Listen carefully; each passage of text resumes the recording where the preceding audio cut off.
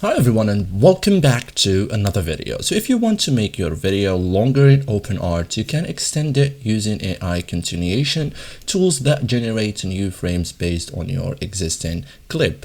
In this guide, I will show you step by step how to extend a video on OpenArt in 2026 clean and seamless. Okay, so first thing first, open OpenArt video tools. Okay, go to OpenArt, log into your account, and navigate to AI video or video generation tools.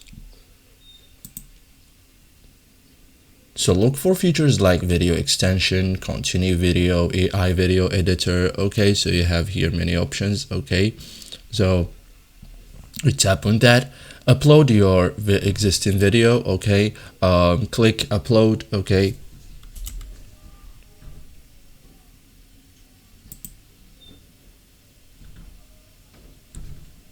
so here you have to upload the select your video file from here. Use short clips from 5 to 10 seconds best. Try to choose clear visuals. Okay, now choose extend or continue option. Okay, so select the extension feature. This tells the AI to generate what happens next. Okay, so add a prompt. So this is optional here.